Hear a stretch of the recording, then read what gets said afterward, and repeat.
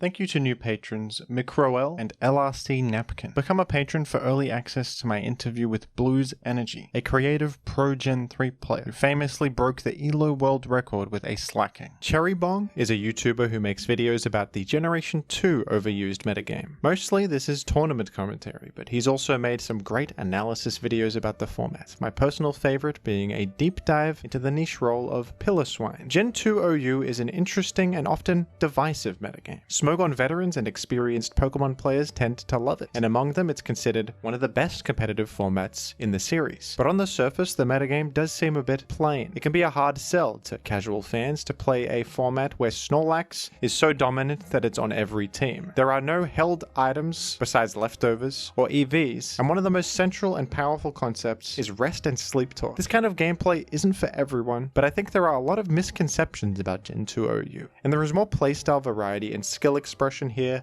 than you may expect on the surface. Thank you for taking the time to chat with me today, Cherry Bong, and how are you doing? Thank you, Jim. I'm doing great. It's honestly an honor to be on this channel. I've always wanted to feature with other YouTubers, so it's a huge pleasure for me to get to talk about Gen 2 and just about the game in general. So that's great. Thank you for coming on and taking the time to chat. And I've been aware of your channel for a long time. When I was newer to the older Gen community, I was into Gen 2 for a bit, playing in tournaments, and I used your channel as a resource, your tournament commentaries, your analysis. And yeah, it's cool to finally chat with you. And just so you know, folks, by the way, I actually did chat with Cherry Bong already, but unfortunately there was a technical issue and I lost the recording. So this is the second time we're chatting, but hopefully this one will be just as epic. Hell yeah.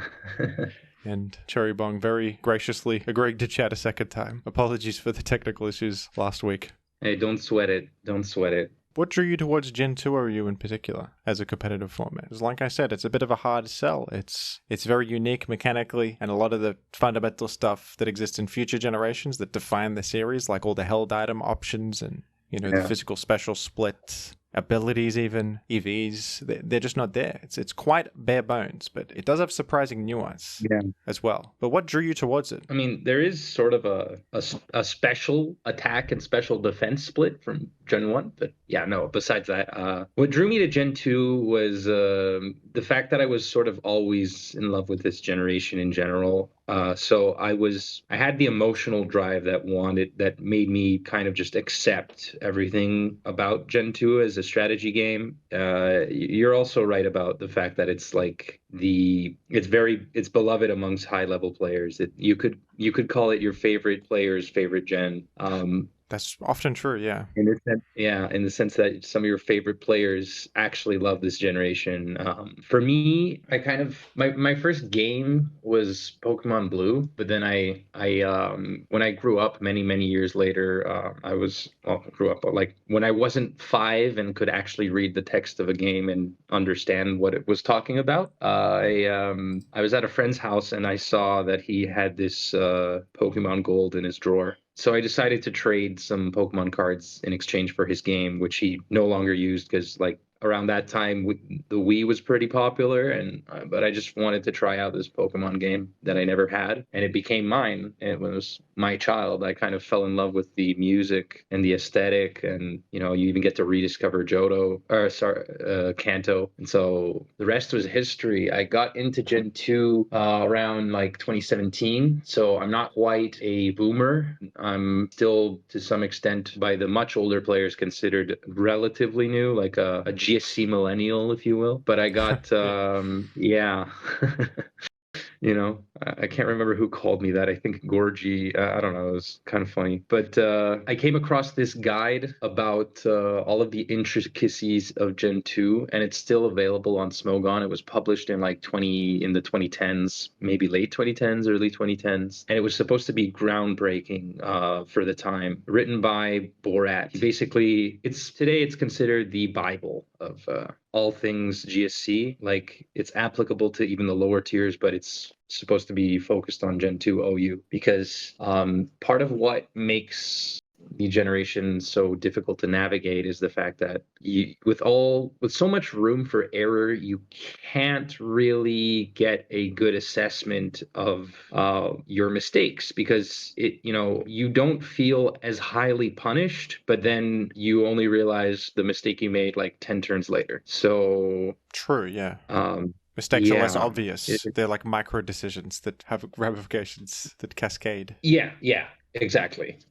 Exactly. Although I did make a video recently, one of my more recent videos, which did relatively well, where I kind of challenged the notion that GSC is bulky. So it's titled GSC is bulky, but in quotation marks, because you're running Zapdos and Snorlax, and they might both have Rest Talk, and you feel like you're safe against Nidoking, and then all of a sudden you get one Mon gets crit, the other gets frozen, and then suddenly you have a team that is weak against Nidoking. And it really doesn't take that much. So things can cascade, but there's also just a bomb that can go off any moment, and it's not that safe all the time. Yeah, when we talked last week, I think something we really came to the conclusion of was that GSC is a metagame that really rewards fundamentals above everything else, because there are no gimmicks. There are no, there's no cheese really. Maybe sometimes, but it's not very good. It's just mostly similar team structures, some sort of bulky balance sort of thing. It's not all stall. That's a misconception, where there's literally no offense. Of course, there's offensive threats like Nidoking and Jinx and Exeggutor, and Zapdos can actually be quite aggressive as well. But it is definitely more defensive than most other generations in terms of Snorlax is this central presence that is a little bit hard to break through, and it takes effort to actually wear it down. But it is very fundamentals driven, because there's no nonsense. There's no hyper offense cheese, baton pass, trapper thing, mean look. We do have baton pass though, and yeah. Some of the higher ups are still managing to be creative with it somehow. It's really, there are essentially three big structures of teams you can build: offense, stall, and I guess you could say the hyper offensy baton pass type of build, which for me it's sort of its own beast from when compared to offense, just because it uses different strategies for success, and sometimes it just ignores others that you're technically supposed to be able to know how to use if you want to be successful at the game. So it's a no nonsense tier. A lot of people even call it the best tier, or if you are the best at GSC or the best at all games. I mean, how much I would love to agree with that, but it's not fair, because so many games reward different things. I feel like Gen 3, for instance, rewards tweaking of your team every so often, and you just edit it just a little bit and then just a little bit, and then you're countering somebody. That, for me, that's so hard to do. That's true. But yeah.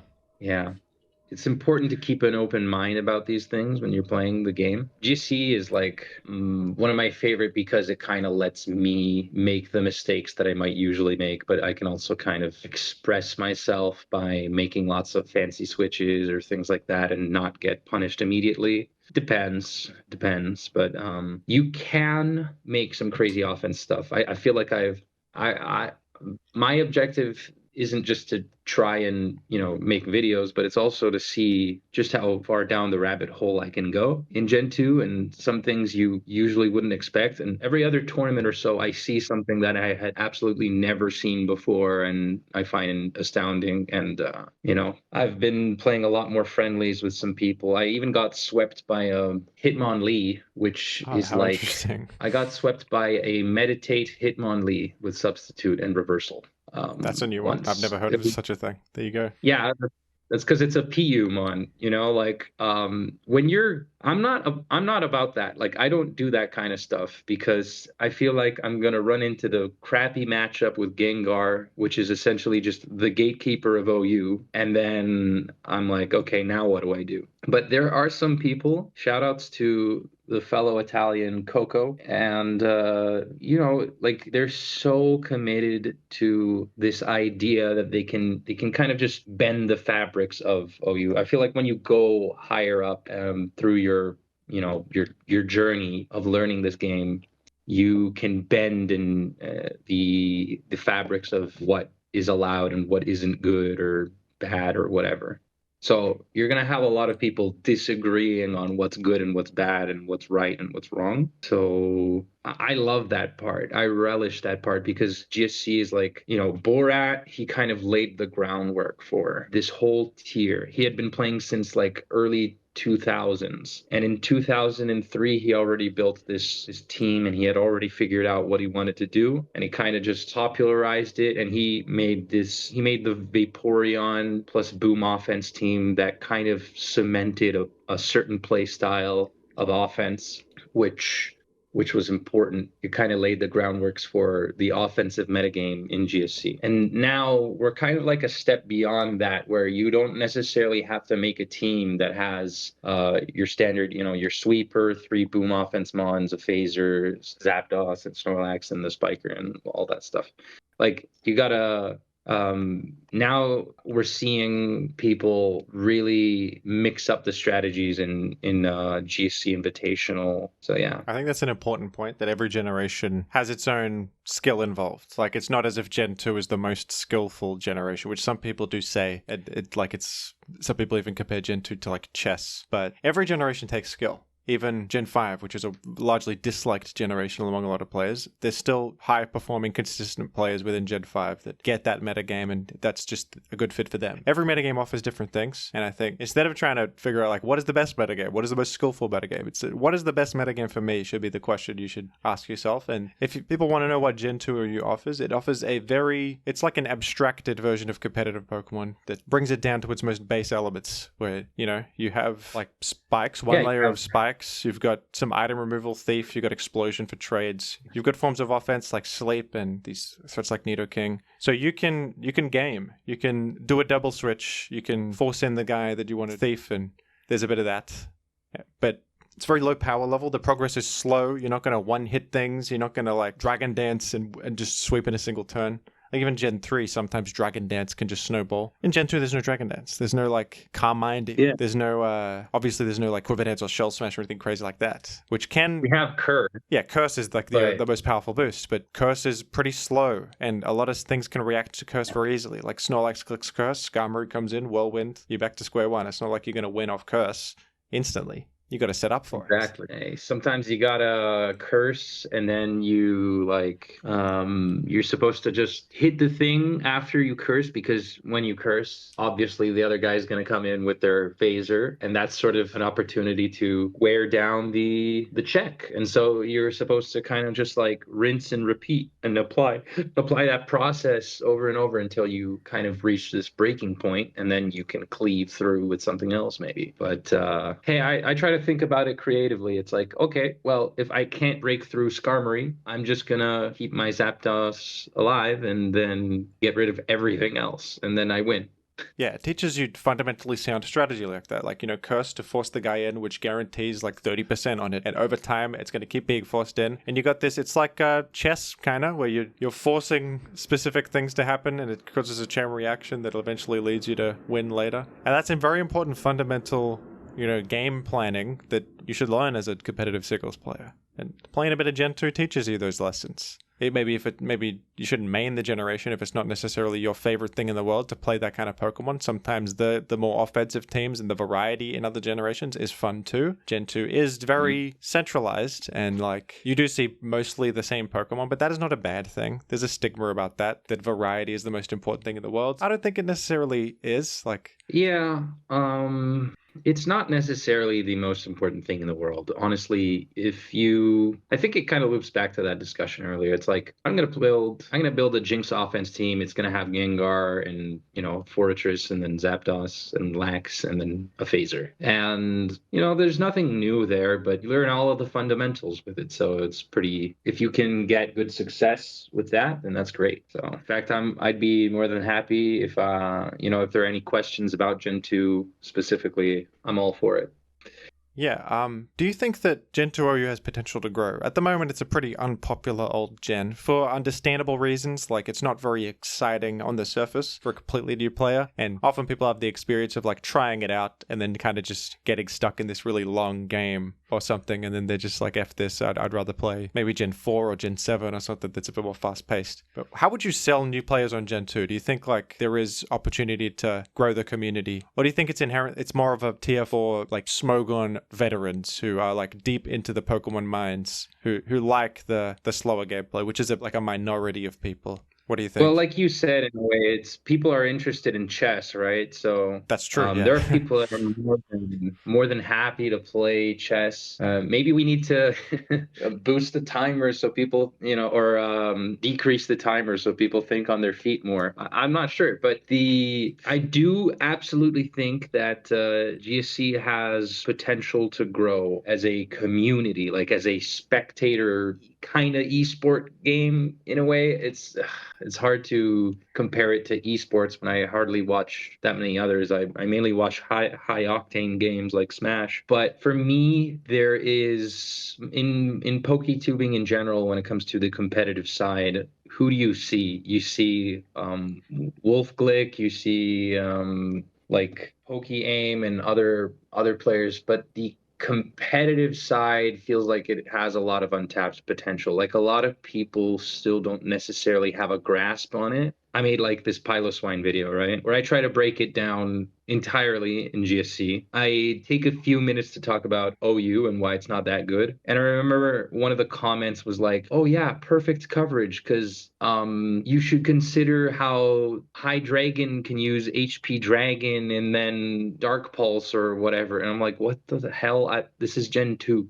It was such a weird comment to read, but I get it. It's hard to convey to the other person what is Gen 2. Like, you have no idea how many times I have to explain to somebody. It's like, "Oh yeah, I love Gen 2 because Heart Gold and Soul Silver." I'm like, "No, my brother, it's not that. It's a different thing." It is confusing. Like, we've played it for years. We know what all the gens are, how they're different, the mechanics. But like, not everyone knows these things. That it's complicated. And I faced similar issues with Gen 3, which is my favorite generation, obviously.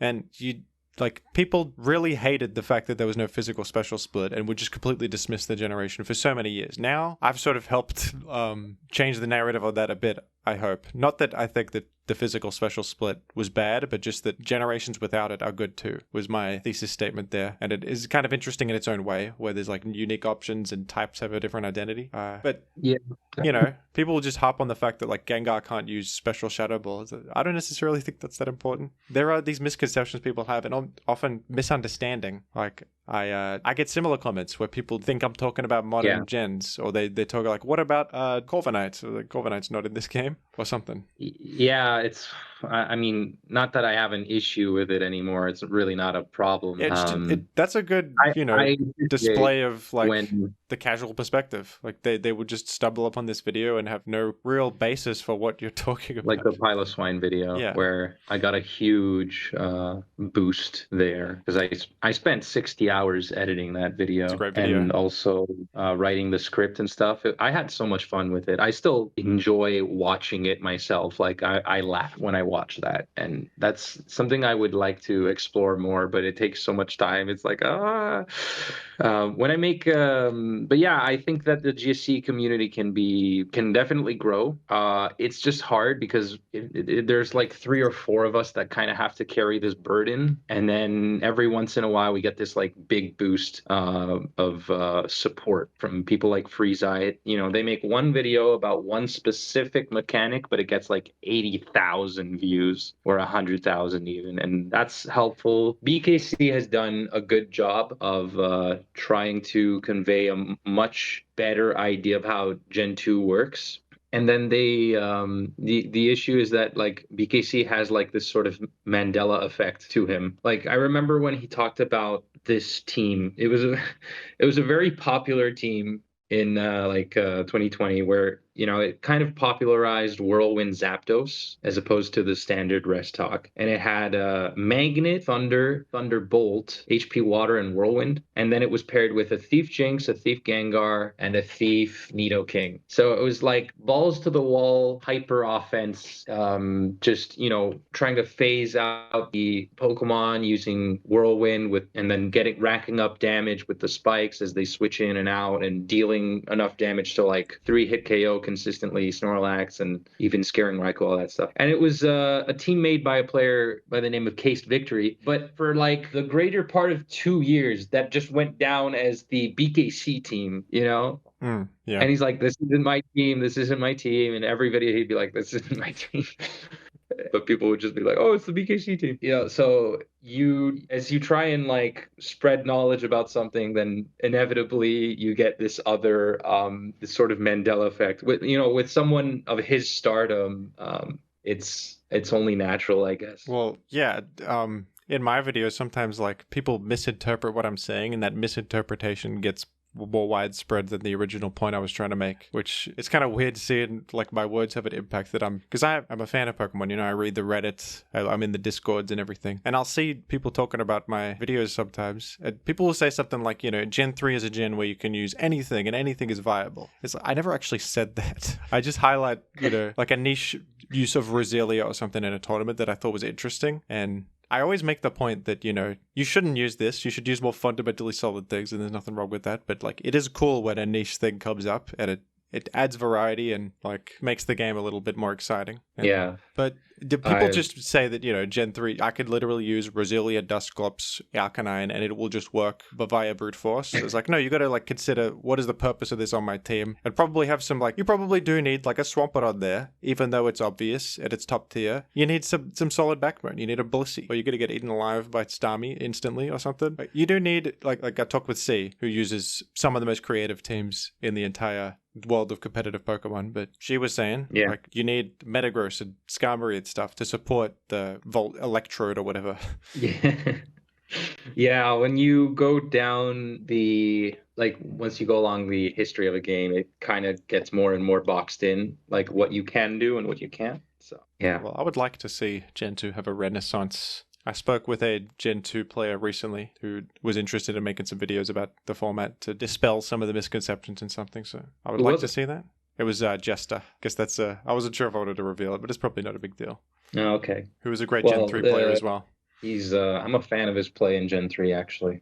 Yeah, very cool player. And yeah, you're right. Like, that's a good point that chess did have, like, a couple of years ago, chess had quite a renaissance, and chess is a slow and very methodical and complex game, but you can enjoy it at any level. You could just be a new chess player and have fun, or you play Bullet or something. You just play the Queen's Gambit every time. I don't know. You do some opening traps. Like, it can be fun. I think that there is a stigma in the Pokemon community against, like, defensive gameplay, and stall is like this boogeyman term. Maybe there could be something to be done to create more of a appeal towards that kind of gameplay. I mean, the thing is, there's also people that actually worked towards making the game stallier. Like, I don't mean any disrespect, but like, Earthworm is an amazing player, and he's done it all, right? He was for a time known as, like, just globally as the best player in, I want to say, the 2010s, before Lavos and stuff came along. And during, towards his retirement, he would use, like, Articuno stall, and there were at least a handful of games where he faced, like, Fong in SPL and it went to 900 or even 1,000 turns. Oh my gosh. So the game had to be overturned, obviously, because it was a forced draw. So those nightmares happen. I find them hilarious and fun to watch in a way at the same time, because, like, in a cosmic way, it's like, just how far can we push this game? Like, how far can this game go before the motherboard just fries? That sounds so not fun to most people, I imagine, a 900 turn game. But at the end of the day, you're the one choosing to bring stall, and I think when you choose to bring a very passive team, you got to be prepared for the game to go for 1 million years. It was a do-nothing stall. Exactly, That's the yeah. thing, is like the whole point was because there's stall that's like it's like a control, like think of it like when you're controlling the pace. It's like there are many archetypes in Yu-Gi-Oh, for instance, where you can like control the board, and that's how I think of certain kinds of stall. And then there's the I'm gonna try and make you use up all of your PP. And it's not that that's the only strategy, but it sort of banks on that at a certain point, because the you're using such suboptimal mons that you end up kind of like forced with this situation where you cannot break through the opponent unless they have to start struggling, and then it kind of sucks. Yeah, if you're comparing it to card games, it's like Control versus like a mill strategy where you're just trying to run them out of all their resources. That's what true. There's like a spectrum, I guess. That's like stall on the absolute one end of just literally no offensive moves whatsoever, almost, or any kind of like a boost sweeper, no Kurchlax, nothing. Just I'm gonna sit here until you run out of anything to do. Yeah. To bring that is a crazy thing. Like that is usually not a very good strategy most of the time. Usually, want some progress. You want a game plan that is like proactive in some way. It's not good to be passive. So it depends though, because it's like it's a huge can of worms. I'm not sure if it's beneficial to open it. It kind of makes people have a bad outlook on GSC, because if we keep talking about stall, what people are going to be like, oh, so it is stall. That's not what I'm trying to convey. But yeah, that 900 turn game would be an outlier situation, folks. And that has happened in Gen 3 too. There was an infamous game between like it was McMagan and Disner, or was it Sidlicious? I can't remember, but it went for 500 plus turns. It was like Sandless Misdreavus versus like another do-nothing Scarberry Milo Play-Doh team, and they just couldn't do it. They would just recover spamming, rest. I was spectating it. It never ended. That just happens sometimes. And it's kind of your fault if you're in that position, because you're bringing a team without any progress makers. Like it's kind of on you. But maybe when you make a stall team, it's like, I'm hoping that you are going to screw up and then bring something that just happens to get whittled down by my toxic stall, and then it's like, oh, you brought a bunch of steel types that have recover or rest or protect. So it's like, I don't know. It depends. It kind of depends. It's like when you bring stall, it's kind of, I also think of it as like a counter to certain builds. If you're boxing, okay, there you can be aggressive or you can be a counter puncher. Like that's what they talk about in martial arts. I'm not necessarily good at pressuring you, but I'm just waiting for you to do that, and then I kind of counter you. I think of it like that. You can it's kind of using your strength against you. That's the idea of stall, at least in my opinion. Were there any questions from the audience? Or yeah, we did get some questions from the audience. Got one from Zara Pevic asked, can you talk about the recent changes where some new trends like Quagsire, Starmie, and Alakazam rose, and a slight fall of Nidoking? There's some metagame shifts in Gen 2. I have also noticed the rise of Alakazam in particular, who was featured in SBL a couple times. Previously, not a very popular Pokemon. Alakazam is a glass cannon. It's the glassiest of glass cannons because it can hardly take a double edge from Snorlax without just kicking the bucket, and it doesn't have this staying power that a lot of other mons have. Like, you'd consider Jinx to be frail, but it can sort of get its job done even with low health. Like, its HP isn't important, but so the issue with the thing is Alakazam is pretty good as a late game cleaner. The fact that it can beat so many things as long as Snorlax is just barely weakened and that T-Tar is gone or just not in the game, then it can deal so much with just its psychic. Although some people use Dynamic Punch to maybe check T-Tar a bit as it comes in. There are even people that have used Toxic to stall non-crunch T-Tar sets. Very risky though, so you have to watch out because you Toxic the Tar and then you Encore it as it uses Pursuit, so it's essentially dealing just enough for you to recover back.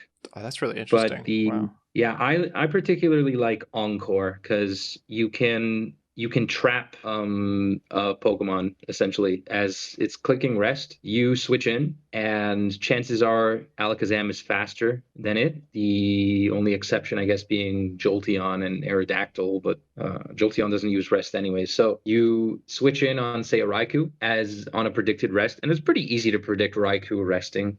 Honestly, you switch it in, and then the following turn you click Encore, And even if your opponent clicks Sleep Talk, it's forced to use Rest, so it does nothing. And you can keep spamming Psychic until you get a Spadef drop, and all of a sudden it's in 3-hit KO range. It's pretty clean 3-hit KO, and it's really powerful. Has like the highest special attack in OU. That makes me want to try Gen 2. That sounds really fun. Because I like that kind of gameplay.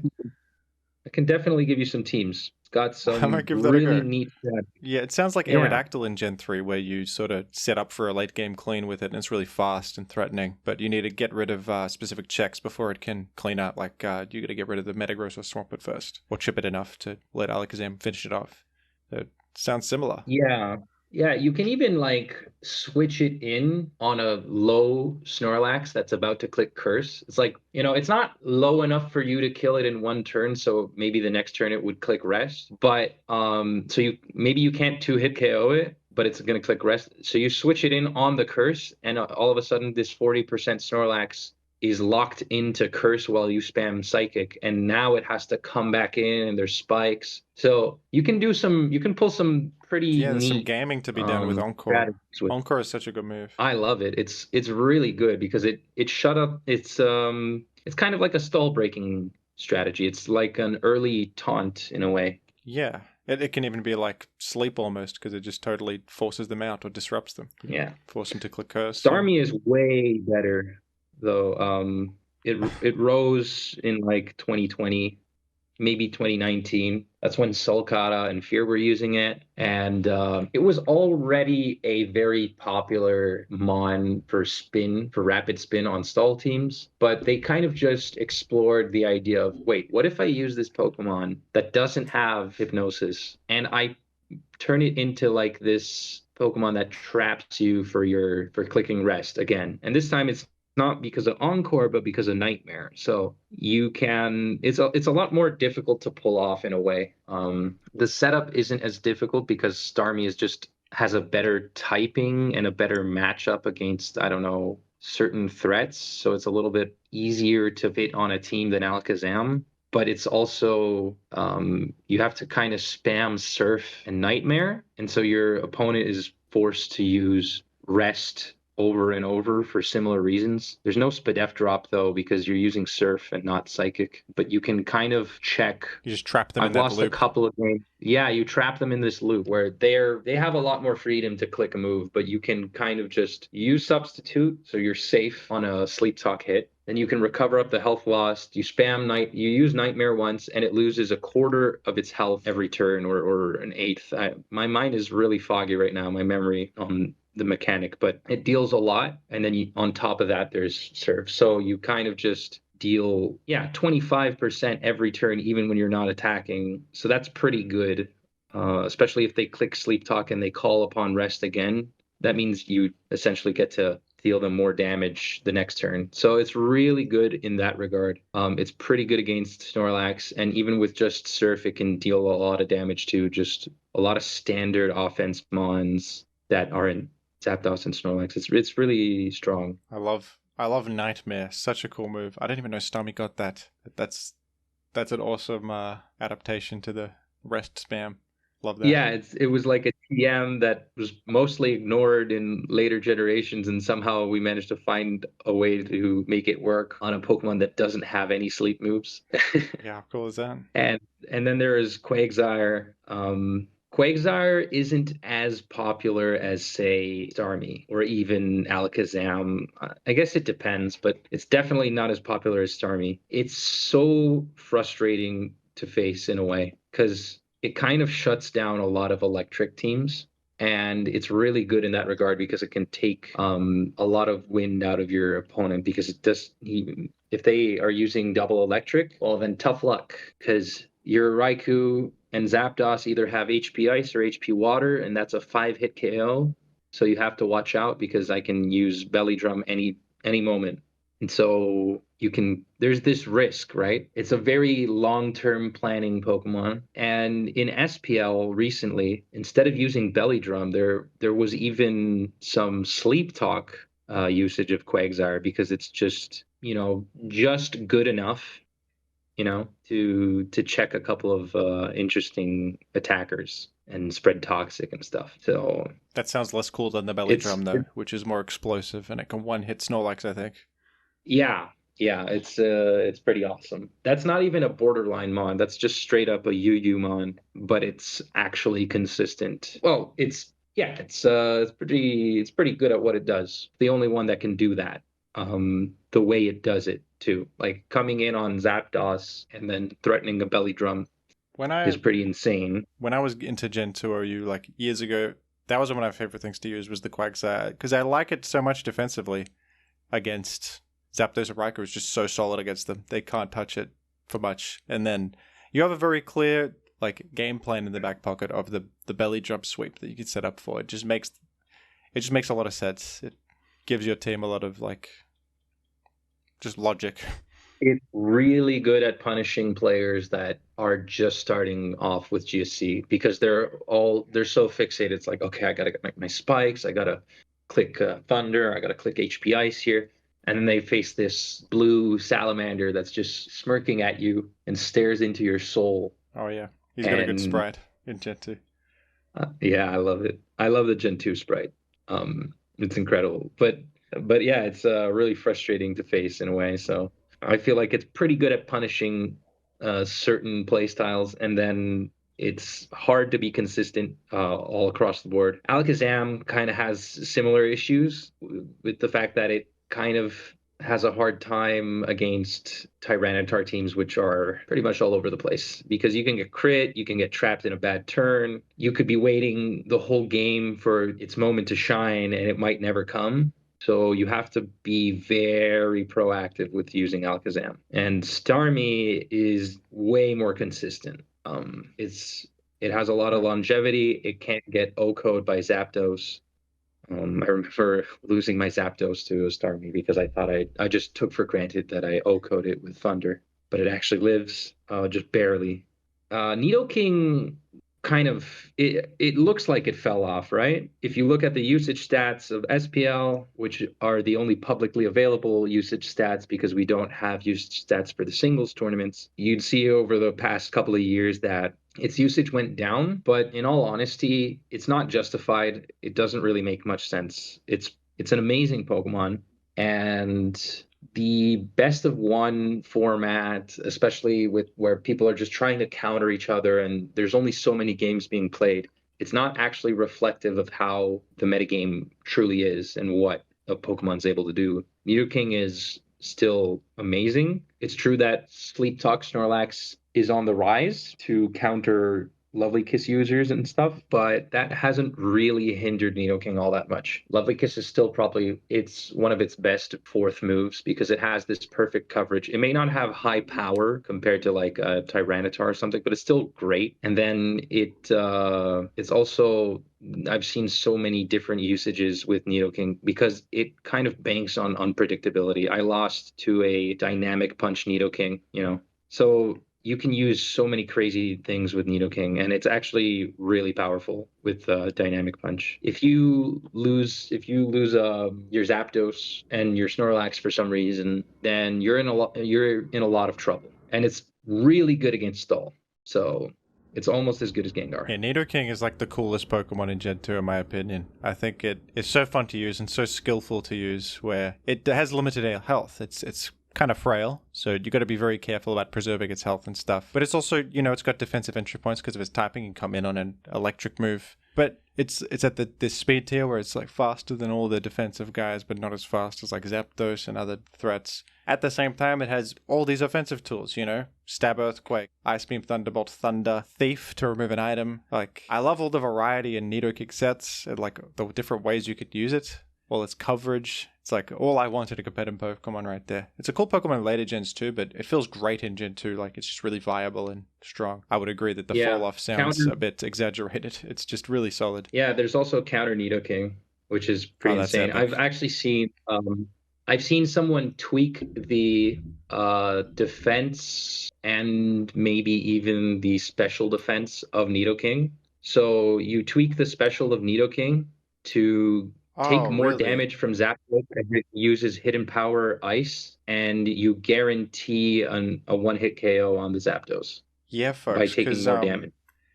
That's crazy. So in Gen 2, there's no EVs. There's something called, I believe, DVs, which are just like, you can basically max out every stat with bonus stats. It's like being able to put EVs in more than 2 stats, or more than like whatever the max amount of EVs you could put in. So basically, you can deliberately make your special defense worse so that you take more from hidden power. And in old gens, you can counter hidden power even though it's special. So you have exactly the right amount of special defense to one-hit KO Zapdos with the counter. That is nuts. I love that. I would never. There's a caveat, though. Of course. If you lower the special defense, you're also lowering the special attack. Because even though they made a special attack and special defense split, they're still linked to the same themes. That's weird. But okay, I didn't know that. I've never knew that before. But hopefully you don't have to lower it that much. How much do you have to? Hopefully not so much that you miss like certain ranges with attacks. That would suck. I don't know. It wasn't successful. Not really. It wasn't really successful, but you can do it if you want, right? And other special attackers don't have to do that. There's also some pretty sick counter users, actually. Jinx lead as a counter is pretty strong. Alakazam has... does it learn it? I'm not sure. I can't remember right now, but I've seen counter Rhydon and counter Houndoom, which are pretty insane, actually, because you'd never expect Houndoom to have it, and then there it is. You took out the Snorlax. The game. That's how you get him. Counter is such a good move design. I love it.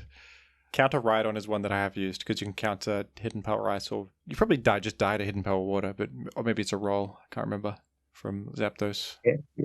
Yeah, me either. But you can even, like, I've seen, what was it, like a counter against the Zapdos, and in that same game, they managed to counter Heracross. So that was very... It is the, like Reverend said, right? It's the skill shot. Exactly, yeah. It's a hard read. We got another question from Eclipsion, who asked, if Snorlax was banned in Gen 2 OU, would you enjoy it as much? Snorlax is so prevalent in the format, and without it, it would look a lot different. Would Gen 2 even still be great without Snorlax? I probably wouldn't enjoy it. Would it be great? I don't know. It would lose its identity. I think it would lose its identity as a tier where you can actually make something work around an over-centralized Pokemon. I think in the singles format, in the history of Pokemon, that is extremely rare, because usually something's over-centralized to the point of being unhealthy, and then it gets banned, or it goes to anything goes, or whatever. But in GSC OU, without Snorlax, you would get bullied even more by Zapdos and Raikou and Nidoking. It would be an absolute nightmare. You wouldn't like it. And so it would only be a matter of time before you ban Raikou and Zapdos, then maybe even Nidoking. And then you have a bunch of frail mons that are just spamming even more Sleep Talk because that's the only way they can actually live. I don't know. I suppose it wouldn't be bad. Would it be great? It could be great, but it wouldn't really be the same because you don't have a mon holding everything together. You know, if you hated Stall, enjoy not having the tools to deal with it, because, there's Nidoking, Gengar, and Zapdos and Raikou just running rampant. But if they get banned, then it's a whole other story, right? You wouldn't be able to hold up to a lot of things. Like you'd just have you'd have something a lot closer to Gen 3 maybe, but you wouldn't have as much of at least in my interpretation of it, you wouldn't have as much of the physical offense. True, yeah. No Magneton or anything. I would agree. Snorlax is like an anomaly in competitive history, where it's an over-centralized Pokemon that I think is like healthy for the game. It's even the number one Pokemon in Ubers, which is crazy. But it's still, the metagame is formed around it for all this time. And if Zapdos was the number one Pokemon instead, I don't think that would be very fun. Zapdos is way more one-dimensional. It just has like Electric move, Hidden Power type, Ice or Water, and then Rest Talk, or sometimes Whirlwind. It's not a very exciting guy, but Snorlax has so much variety. You can go Curse... standard Curse Snorlax with Rest Talk or something, or Curse 2 attacks. Or you can go special coverage, Thunder, Fire Blast, like Rest with Surf I've seen. You can do Belly Drum, you can do Self-Destruct, full-on aggro Snorlax. You can do... There's probably some fringe options. There's Lovely Kiss. It has such a wide move pool.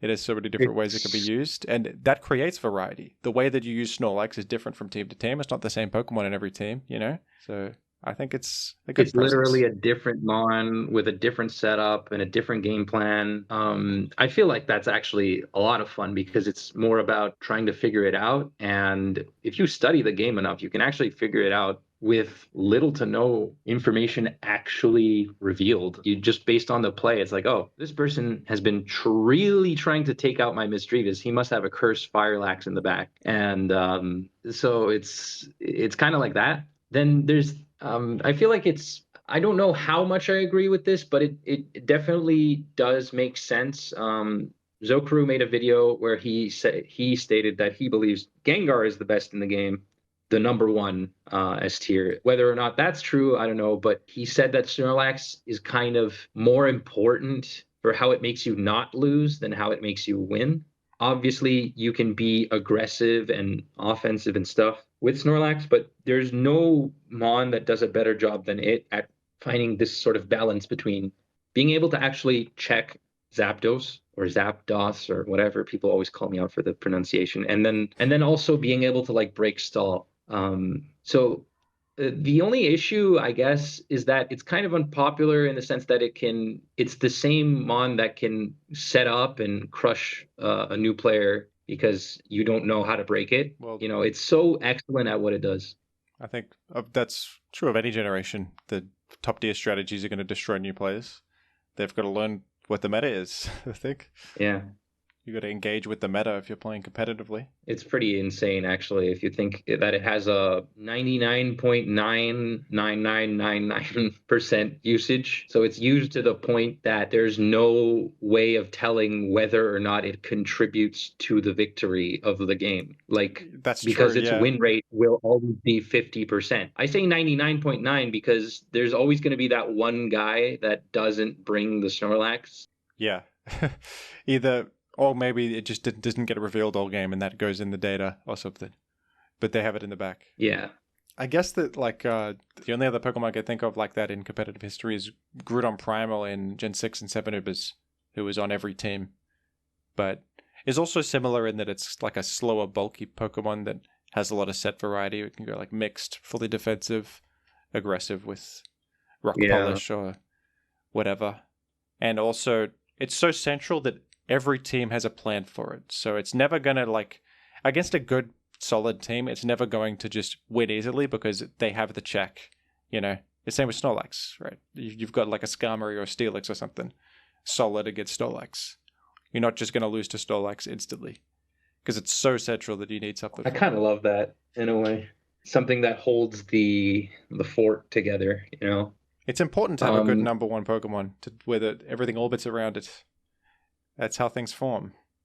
That's why I like Tyranitar in Gen 3. I think it does a similar thing. It's not as overwhelmingly dominant, and you can run teams without it, but it's just this beautiful Pokemon that is the center of the universe, that everything's orbiting around it. Yeah, I love bulky Tar. Mentioned in my own video about Gen 2 Snorlax that it's kind of like the queen in chess, where both players have access to it, and it's just about how you use it. So that makes it fair and balanced, I think. Both players have a Snorlax. It's a bit of an equalizer in a way, and it's really creative because of what it can use. Honestly, I've even seen what was it? One of the more wild sets I've seen. Rollout Snorlax with like that's curse. Cool. Does that might be an actual win con? That could actually be. I could actually see that working. Yeah. Yeah, because it's you can set up, you increase your attack, so it might not be like doubling the power of rollout with defense curl, but you can still increase your attack and bulkiness, and its power becomes double every turn, so it can actually get high enough to the point where Curse Skarmory cannot wall it. True. So yeah, that's if they just insane. rely on Skarmory entirely, then that might actually get him. It's really bad though. It's kind of epic though. Yeah, no, it's epic, and also Surf Lax is pretty cool. I used that before. I like it to hit Golem. That's fun. I'm surprised how many people get caught by Surf Lax. It's like, why do you stay in? I don't know. For me, it feels like, or no, not Surf. What am I thinking about? I'm thinking about Surf Tar because Tar usually has a check move. Like Surf Lax is, if you get caught by Surf Lax with Golem, I get it. But if you get caught by Surf Tar with Golem, like you know that it was either that or Earthquake. Like you didn't have to stay in. I don't know. That's true. Do you enjoy any other competitive games besides Pokemon? You mentioned Yu-Gi-Oh! You mentioned Smash before. Anything else that tickles your fancy competitively? Yeah, I've been on and off with both of those games, I guess. I played other competitive games probably, but not to the same extent as like Melee. Who do you play I in kind of Melee? started off with Melee. Yeah, I played Melee before playing competitive mons. Oh, cool. There just wasn't a community here to play many tournaments, but there was a time where I picked it up and I kind of liked it. Then it fell off, but I think every single guest I've had plays Melee. I was like pretty much every single one. The crossover is crazy between Smogon and Melee. We're the right generation, I guess. We're around the same age group, I'm guessing. I was like, Yeah. Jim also plays Melee. I'm like, okay. And yeah, who do you play? Yeah, I played Peach in tours because I don't have the hand dexterity to jump cancel shine stuff with a 2-frame window, so I kind of just use Peach. I also played Peach for similar reasons, yeah.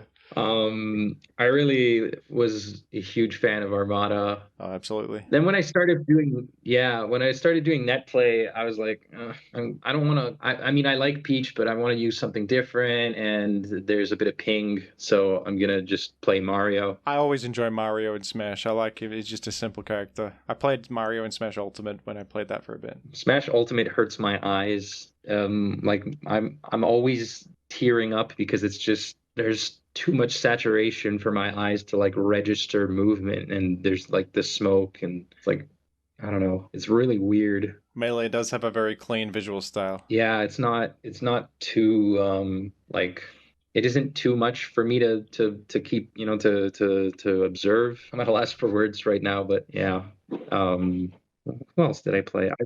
I only use I basically only use Peach. I think there was a time where I used Young Link, but Young Link kind of blows. I enjoy Peach because I hated doing analog input. Peach has the least of the analog input because I always would try to up tilt and just full jump instead. It annoyed me so much. I used to play Falco first. It was my first character. The amount of misinputs I did was just driving me up the wall. So I just picked up Peach because you could just stop your jump at any point with the float, which I enjoyed. I thought that was really comfortable. Yeah, it was really nice, and you can down smash all the time. That's pretty simple, yeah.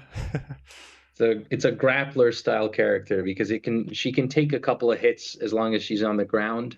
She's easy to combo, but like you can take some hits if you crouch cancel, so that makes it really good. She's pretty good at I kind of like it for that. I got good at edge guarding and stuff like that, but yeah. Yeah, that's fun with Peach. What is your relationship with like competition? Because you've been a pretty great Gen 2 player for a while. But I don't know. I think last week we talked about it, where the drive to compete is a little bit hard to balance with real life sometimes. Life gets busy, and competitive Pokemon demands a lot of preparation and like mental energy. So it can be hard to keep up. I've definitely grappled with that. So how's it going on that end? I'm not really playing any game competitively now because it's just kind of took my whole identity. I played this year, but I wasn't super serious about how much I would be playing. I was kind of on the fence of whether or not I would go through all of 2024 playing GSC. I did end up doing about 5 months ish playing the game and making videos still. But I felt pretty burnt out about it. I'm not going to lie. This was easily one of my worst years yet. I played 11 sets, maybe more than that. And I probably played like some like 15 sets of GSC. And I think I lost 11 or more of them. So it was pretty bad. It was pretty bad. That's rough. But it was pretty poor in terms of results. Like it's like, damn, I know this was terrible. I did GSC Invitational 2, and I got invited in, if I remember correctly. Yeah, I did, for my performance in GSCPL, because I won like 4 straight games, and then I won another game. I had a pretty high record, and that was nice. But I kind of just like I was so burnt out by that point because I joined more tours than I could manage, honestly. Like I was doing so much while also commuting between cities and trying to get a job. And also actually working. So it was really hard. Then I remember in round 2 of the Invitational, which was my last tour, I I had a Snorlax, and it was, from turn 1, we both had Snorlax leads. I was facing Markop, and it was game 3, or in any case, I was going to lose if I lost. I was going to be out of the tournament if I lost that game. And I set up with my Lax. He set up too. I had Rest Talk and Curse, and so technically I was supposed to be able to win, and he had Curse and Earthquake, so he would have to rest and take hits. But at a certain point, I just switched out. Like I kind of panicked and I switched out because I hadn't been in that scenario in a while. I was just like so confused, and everybody in the chat was like, what the hell did he just do? Oh, And so no. it snowballed. But it wasn't all bad. I got to hang out with people in the Johto League, which was one of the most positive tournament experiences I had. Despite losing most of my games, I had such a fun time helping prep the other players, some ADV players just getting into Gen 2. It was so nice, honestly. Such a fun experience, just not non-toxic. There wasn't this huge expectation around it. It was just great. Really, really good. I'm so glad that that tournament took off, because it's like the Mushi League. It's like a league where, amateur players can start to get into the game and get more affiliated with it. So for me as a competitor, finding the drive to do something is very hard. You have to like keep playing even when you maybe don't necessarily feel like it, but I feel like you lose grasp on reality if you do it like that. So you have to find a healthy balance. You have to make sure that you actually still enjoy what you're doing. Otherwise, it's just going to absorb you. And when you're also making videos, it's like, what am I going to say about me and what am I going to put in my videos? Because I don't want to reveal my strategies, or also it just takes so much time to be consistent at the game and be fresh, that if you're making a video, it might not help you. So I'm a little burnt out. I just play a couple games casually, maybe, Yeah. I think it takes a certain kind of person to like consistently perform at a high level in any competitive game, because there's this initial drive where it's really fun and you're hitting milestones, you're hitting goals. It's given you like a purpose in your life. You've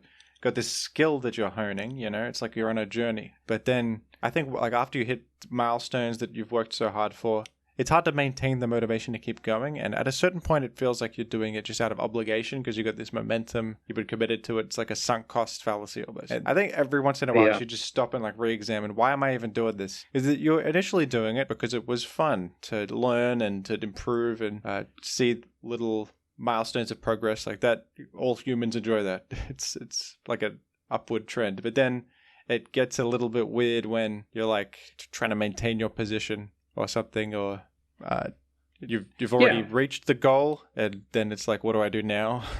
Yeah, how can I find another goal, or how can I actually see that I've improved? And Or I think, someone told me that you get better before, or you get worse before you get better. I think that makes sense in a way. yeah, I think as well, when you sort of become known in a competitive community as well, and you are improving, that adds some pressure. Like people are aware of you, they're watching your games, and sometimes that becomes the reason that you play, to like stay good in their eyes. And that's when things become weird, because you're not really playing for your own enjoyment anymore. You're playing to like maintain the perception of being good. That's I think what I was trying to do at certain points, and I realized that I should stop that. Yeah, I cringed, but like in a sense that I relate to that, because it's like, damn, have I been in this dark place? Yeah, absolutely. It's like I'm gonna prove that I'm good, and it's like, why are you doing this? That's the last thing I want people to do. I don't want people to feel like crap.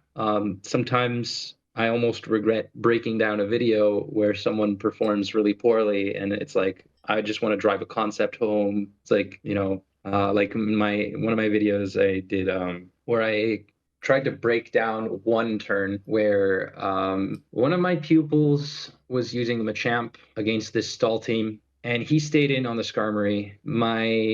His opponent predicted this switch, or he predicted that they would switch out, and so he doubled to T-Tar. And so his T-Tar got O-code, and he was a very high ladder, and I tried to break down why I didn't agree. And lo and behold, some days later, I get a comment from him, and he says, "Why the fuck am I in your video?" And I'm like, "Right."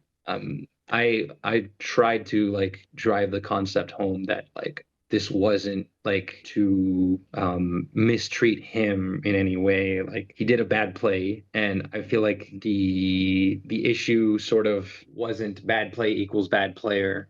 It was just, you know.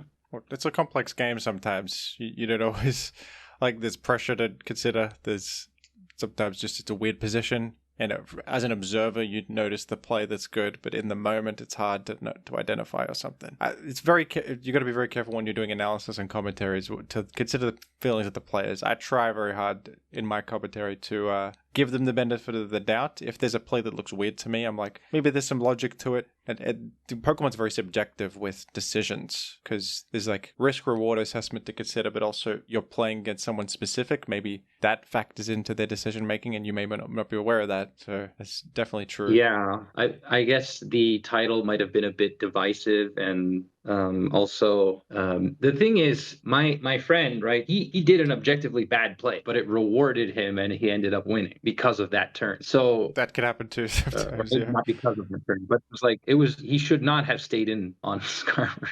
Like I tried to look at the game a bunch of times before I did a commentary on it. I'm like, yeah, no, this was just not the right move. You should not have clicked cross chop on the Skarmory there. But it was way too early. It was like turn 7. You know, it wasn't even like turn 100. It's like, all right, fuck it. I called him out the opportunities on his impatience, but I think he's gotten better with it. You know, he's a Gen 3 player. Again, no disrespect to him or the other guy. Actually, I'm very happy that he is growing more and is finding a lot more love with this game. So with Gen 2. So yeah, he knows who he is. I don't know if mentioning him now would make him look very good. Maybe he wouldn't want that. So yeah, I do have a couple more minutes, then I'm gonna have to have lunch. So all right. Well, what are you having for lunch? I'm not quite sure. I'm not making lunch this time. It's my mom that's making it. So Oh, okay. it's my full record. You're living in Italy. What do you usually make for yourself to eat? Italian food? Yeah, we have quite a bit of it. The thing is, we have more Italian food when we go out to eat than at home. We definitely make I make a pretty mean pasta, I'm not gonna lie. Carbonara. My brother makes an even better one. I feel like it runs in the family. And he's living in like every city in Italy has its own special plates. That's the cool part. It's got its local dishes, which is just the best because there's like a million different traditional things you can have. But yeah, we try to mix it up a bit just to not have carbs all the time, you know, pasta, pizza, all that stuff. What was I having last week? I can't even remember. I'm drawing blanks here. I'm terrible at making pasta personally, even though I'm half Italian. My pasta always just tastes like really plain, too tomatoey. I don't know how my parents make it. I feel like I'm following the recipe, but it just doesn't come out right. There's some secret sauce. Yeah, I'm half Italian. No way. I didn't know that. Well, so if you're making like a tomato sauce pasta, you could do certain things with it, but the main idea is that you start off with like just a little bit of olive oil in a pot, and then maybe you chop up some garlic, or you can crush it. It's the same. And you can throw in some just like thinly sliced carrots, and you make that cook. You make it gain the flavor, so the oil gets that flavor, and then you can put in tomato sauce and whatever you want in it. But just a slight bit of carrot, that's also nice. But when you fry this garlic, it gives flavor to the tomato sauce, and then it depends what you're using, right? Because it could end up a bit watery if you have too much of a certain kind. There's like paste, there's sauce. It could be too dense or not dense enough. You can use the cooking water. So when you boil when you boil the water for the pasta, you use a bit of that, just a slight bit of that, and what ends up happening is if once the pasta is in the boiling water and you use some of that water, then it sort of gives a little bit of that flavor. It has the same depth. The pasta water in the sauce? Mm-hmm. The noodle water in the sauce. I've never done that before. It's used. Yeah, it's a That's pretty hidden. consistent technique. Whatever it is you're doing. There's also like, have you ever made carbonara? I think I tried years ago. It's been a while, but So, could give it a go. trying to remember. Yeah, you just need four ingredients. So you need eggs, some Parmesan cheese, maybe a bit of pepper, and of course they call it guanciale, but if you have some form of pancetta or guanciale, like it's similar to bacon, but it's supposed to be in cubes. So you kind of cook this fatty ham in a pan in its own, and it cooks in its own fat. And then you're supposed to add the cheese, I believe. Or am I forgetting something here? So you're supposed to cook the pasta while you cook this pancetta, and then you combine those. You add the cheese and the egg. The egg is supposed to be added at the ending. So it Doesn't cooks in the heat of the pasta, but it doesn't solidify. It's sort of creamy. it's They also say it's to like use only Yu-Gi-Oh! the There's an egg. order of operations. You got to do things in a specific Yeah, order. you're supposed to chain link. You're supposed to chain link, and you get from the extra deck, you get the yolks of your egg. And then Exactly. no, but yeah, you're supposed to just use the yolk of the egg. And they say one egg yolk per person. And once you reach, like, if you're making it for like four people, you can add a bit of the egg whites, but it's supposed to be one egg yolk per person. So you get this creamy consistency, and that's supposed to be added at the very end, because like once the pasta is fully cooked, you or just slightly undercooked, you drain it or strain it or whatever, and then you dump it in with the bacon, and then you add the cheese, the grated cheese, and the egg and some pepper, and then you have something that is just wonderful. All right, I'll listen to that back and make the best pasta I've ever made. You know what I suck at though is the taste testing. That's an important component because you got to like taste test and then add stuff to adjust. I can never somehow like in a vacuum when I'm tasting something by itself. I just cannot tell if it's good or not. And Okay. I also find it annoying constantly adjusting. I'm like, I feel like it needs more salt, and then I add more salt, that it's too salty, and I add some sugar, and then it's just all ruined. And maybe it was fine to begin with, Yeah. but I was just overthinking it because I was just like taste testing, and because I'm taste testing, I feel like I should adjust things, but I don't know. If you're boiling the water for the pasta, if you're making so Parmesan is already relatively salty. Oh, I said Parmesan.